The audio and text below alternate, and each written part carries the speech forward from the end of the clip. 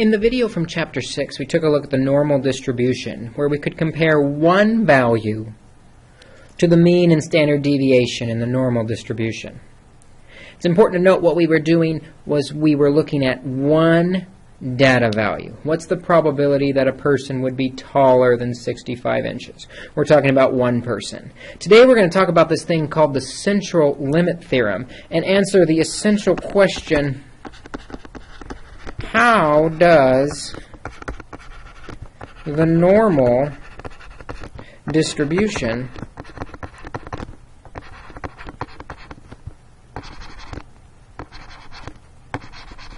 if I can spell distribution,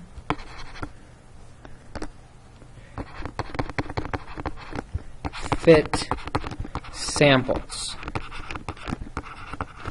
What we're going to see now is we'll have a sample of 90 things, and we're going to consider the mean of the 90 things compared to the mean of the entire population. Notice the very minor difference here. Before we were talking about one person being 66 inches tall. With the central limit theorem, we're talking about a sample of 100 people, the mean of 100 people being 66 inches tall. It's a sample, the mean of the sample, and that's what the central limit theorem addresses, is that the means of samples tend, and actually I'm going to put a little asterisk on the word tend, we'll come back to it, but they tend to follow the normal distribution.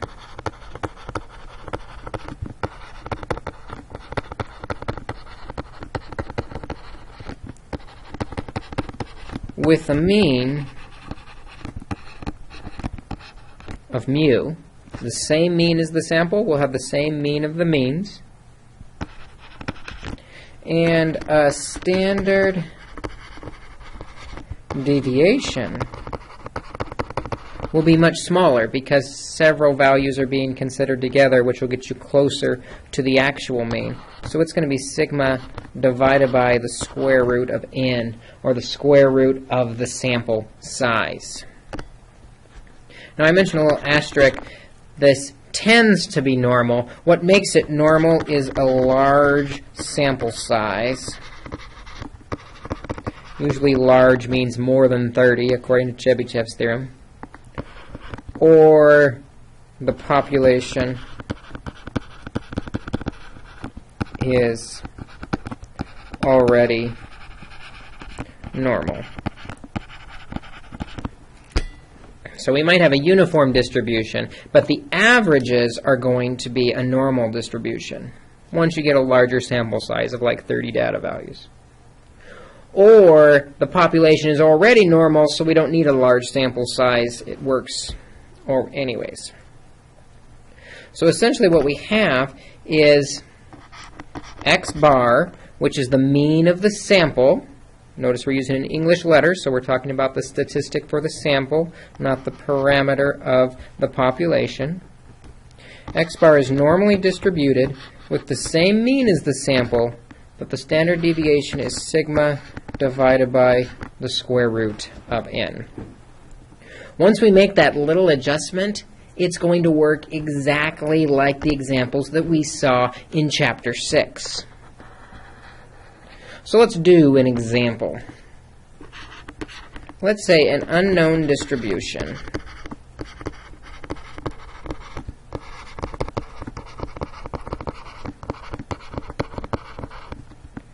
has a mean of 90 and a standard deviation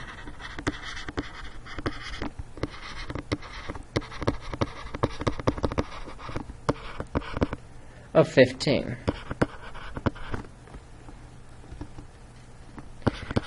A sample of 25 is drawn from the population.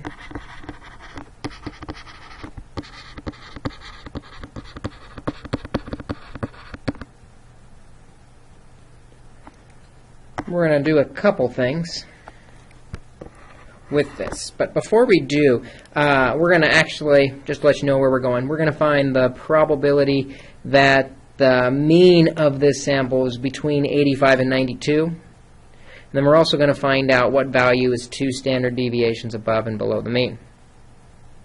But first, to set this up, I want to know what the distribution is for x bar. It's a normal distribution because we're talking about a sample of a decently large sample size. It's going to have the same mean as the population, but the standard deviation, we take the population standard deviation and divide by the square root of the sample size. And 15 divided by the square root of 15 is 3, or square root of 25, sorry, is 3. So the means are normally distributed with a mean of 90 and a standard deviation of 3. Notice with the mean of the sample, the standard deviation is much smaller because the mean is going to get rid of a lot of the variability. It's going to try and get us closer to the actual mean. So like I said, we're going to find the probability, the mean of the sample is between 85 and 92.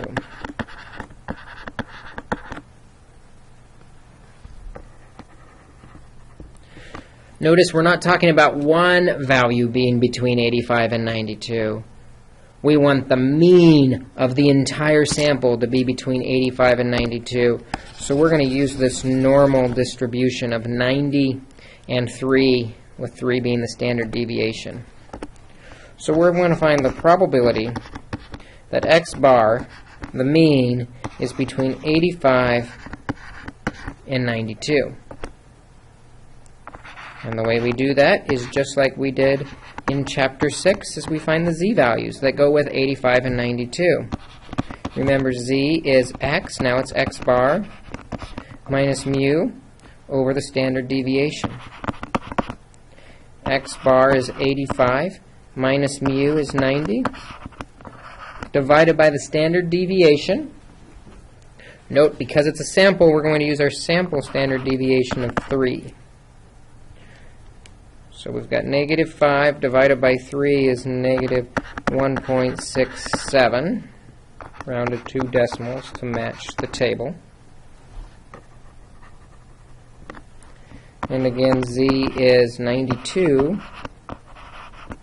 minus 90 divided by 3, and that's 2/3, which is 0.67,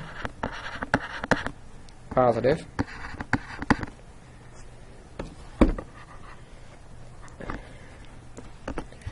And so we look at our mean of 0 on the standard normal. We got negative 1.67, positive 0.67. We want to be in between those values. And so we'll go to our table. Negative 1.67 on the table. 1.67 on the table. That's 4525. 0.4525.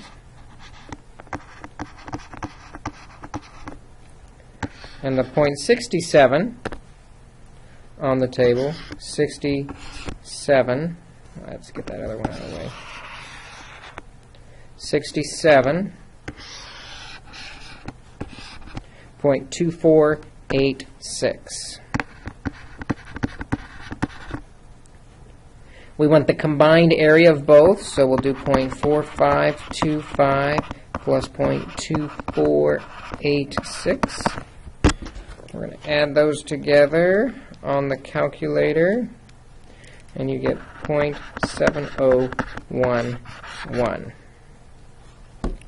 So the probability that the mean of the sample is between 85 and 92 is 0.7011.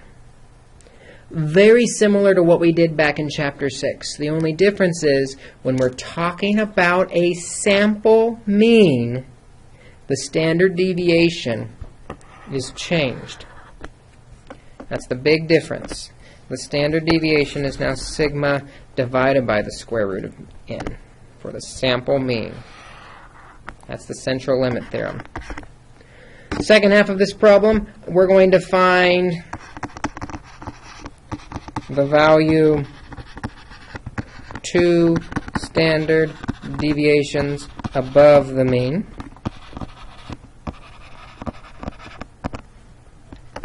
And to do that, remember the value x is z sigma plus mu. So x is z. Z is the number of standard deviations. That's 2. Times sigma, we're talking about a population. So we use our new sigma of 3 plus the mean of 90. The value 96 would be 2 standard deviations above the mean.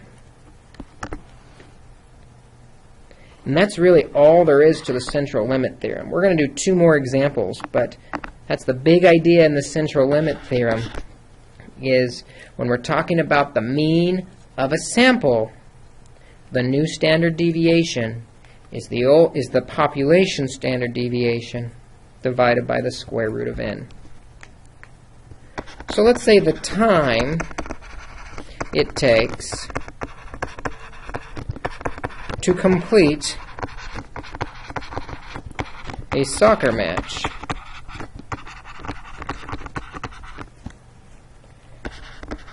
has a mean of 2 hours and a standard deviation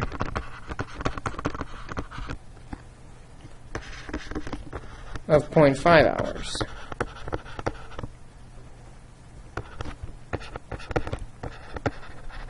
A sample of 50 matches is taken.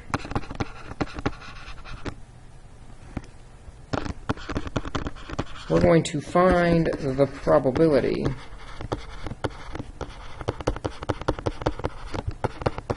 the mean of the sample is between 1.8 and 2.3 hours.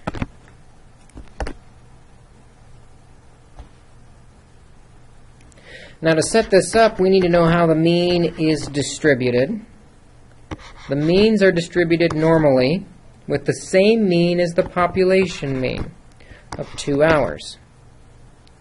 The standard deviation, though, is sigma divided by the square root of n, or the old standard deviation of the population, 0.5, divided by the square root of the sample size, 50.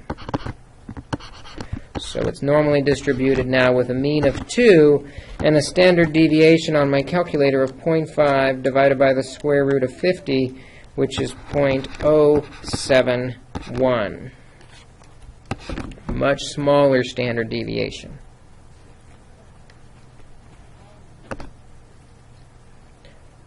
So we're asking what's the probability that the mean will be between 1.8 and 2.3.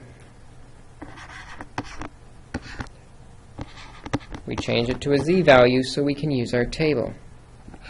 Remember, z is x bar minus mu divided by the standard deviation. So the first x bar is 1.8 minus mu. Notice we're using our new values of 2 divided by 0.071. 1.8 minus 2 is negative 0.2 divided by 0.071 is negative 2.82 when we round. Negative 2.82. Our other z value, x was 2.3 minus the mean of 2 divided by the standard deviation of 0.071. Subtracting, we get 0.3 divided by 0.071 is positive 4.22. That's huge.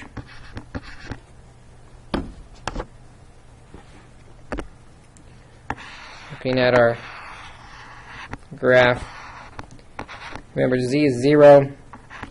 We've got 4.22 positive, negative 2.82, and we want to be between those values. So on my table, 2.82, that was 0.12, so 4976.4976 on the left side. 4976. And on the right side, 4222 is off the table. And whenever we go off the table, we just say that's probably going to be the entire half of 0.5. It's going to be less than a tenth, less than 100th of a percent of inaccuracy in round-off errors. So it's good enough for what we're doing. 4.22 off the table, we're going to say that's about 0.5. So if we want the total area, 0.4976 plus 0.5 equals 0.9976. Pretty much guaranteed that the sample of 50 is going to have a mean between 1.8 and 2.3 hours. Notice again the difference. We're not talking about one soccer match. That would be what we did in Chapter 6. Here we're taking the mean of a sample. We're talking about the mean of a sample, so we need to adjust the standard deviation. It's called the standard error. Let's do one more example just to show how some of the stuff we've seen before can come together in a single example. A stress study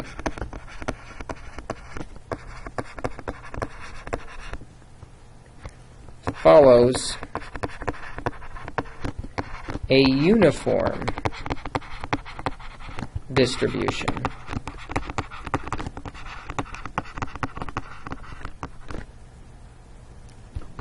The uniform distribution is between 1 and 5. A sample of 75 students is taken.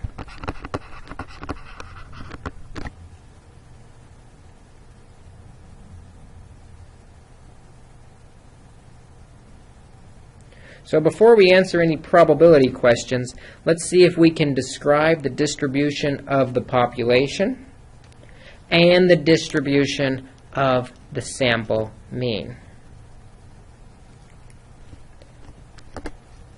The population, it says, followed a uniform distribution. And if you remember back when we talked about uniform distributions, the mean was the average, I should say, the average of the low and high values. 5 plus 1 divided by 2. The standard deviation was the square root of the difference squared divided by 12. 5 minus 1 squared divided by 12. So we have a uniform distribution. 5 plus 1 is 6 divided by 2 is 3. And a standard deviation of the square root of 5 minus 1 squared divided by 12, which is 1.15 approximately. We're going to do a little round off here, but that's okay. 1.15. So the population is uniformly distributed. The means, however, especially with a large sample size of 75, will no longer be uniformly distributed, but normally distributed around the mean of the uniform. Same mean of 3, but now the standard deviation is the population standard deviation divided by the square root of the sample size. Same formula keeps coming up. So now we are normally distributed with a mean of 3 and a standard deviation that's going to be much smaller. A standard deviation that's 0.133.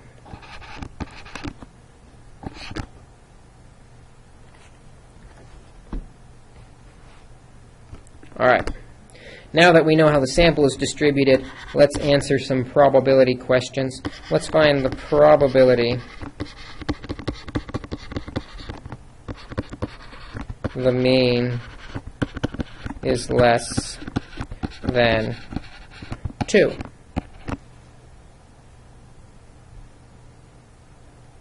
The mean is 3 for the whole population, so what's the probability the mean of a sample is going to be less than 2, a little bit off.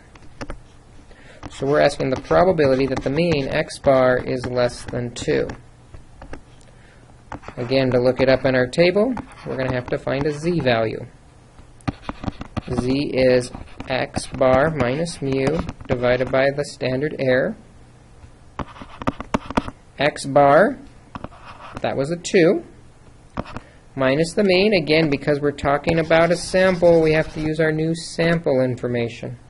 Minus 3 divided by 0.133. And when we divide negative 1 by 0.133, we get negative 7.52. That we're negative 7.52 standard deviations away from the mean. Looking at a picture, over here's negative 7.52. We want to be less than that. But remember, our table only goes to 3.0. Or actually 3.9 when you go all the way over. We're well beyond that at 7.52. So we're going to assume the area of that half, remember that going to 0 is 0.5, which means the area to the left, there's nothing left. The probability is essentially 0. If you were to take a number, if you were to take 75 data values, uniformly distributed between 1 and 5, it's pretty much impossible to have a mean of less than 2. This idea of impossibility and improbability is going to what sets up hypothesis testing in the next few chapters. When we get a result or a mean of a sample that is so unlikely, our only possible choice is to say, this didn't happen by chance, there's something going on here, because it is so unlikely. Like this case here, very unlikely that mean would be less than 2, with a sample size as large as 75. Same problem, I want to find a 90th percentile. Don't want to forget how to find percentiles for the mean scores.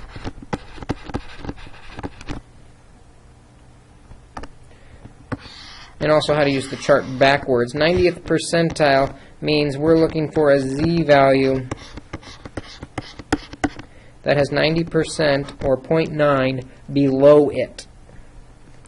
And since we know the half on the left has 0.5, the half on the right must be 0.4. So in our table, we're looking for an area, that's on the inside, an area of 0.4.